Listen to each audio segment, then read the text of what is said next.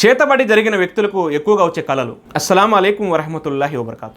నేను మీ సోదరుడు ఇమ్రాన్ అలీ. ఈరోజు మనం చేతబడి జరిగిందేమో, చేతబడి జరిగిన వ్యక్తులకి ఎలాంటి కళలు వస్తుంటాయో మనం చర్చించుకుందాం. చేతబడి చేయించడం చాలా పెద్ద పాపం. ప్రవక్త ముహమ్మద్ సల్లల్లాహు తెలియజేశారు, 7 వినాశనకరమైన పాపాలకు దూరంగా ఉండండి.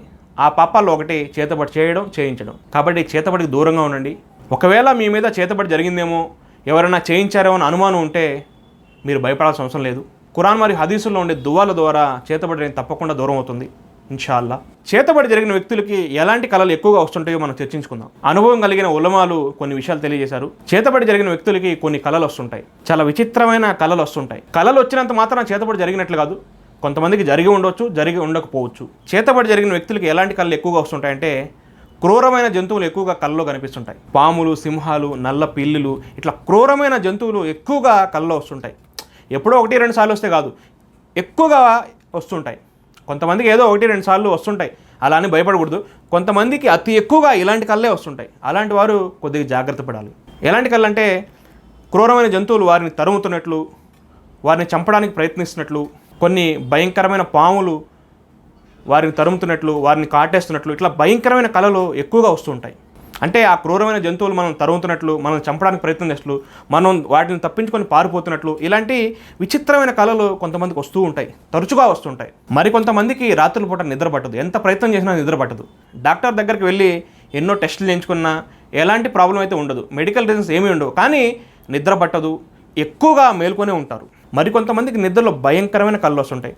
దాని ద్వారా అలా ఒక్కసారిగా మేల్కొంటారు, భయపడుతుంటారు. ఇవన్నీ ఎప్పుడో ఒకసారి అయితే ఏం కాదు, కానీ కంటిన్యూగా ఇలాగ వస్తుంటే ఒకసారి ఆలోచించాలి. మరి కొంతమందికి అయితే కళలో వారిని బంధించినట్లు, అడవిలో కొండల్లో వారిని బంధించినట్లు, వారు ఏదో తప్పించుకోవడానికి ప్రయత్నిస్తున్నట్లు, ఇలాంటి విచిత్రమైన కళలు వస్తుంటాయి. కాబట్టి ఇలాంటి కళలు ఎక్కువగా వచ్చేవారు బాధపడకండి, మీకోసం మేము ఉన్నాం. ఖురాన్ మరియు హదీసుల్లో ప్రతిదానికి సొల్యూషన్ అనేది ఉంది. తప్పకుండా ఇన్షాల్లా స్వస్థత లభిస్తుంది. బాధపడాల్సిన అవసరం లేదు, భయపడాల్సిన అవసరం లేదు.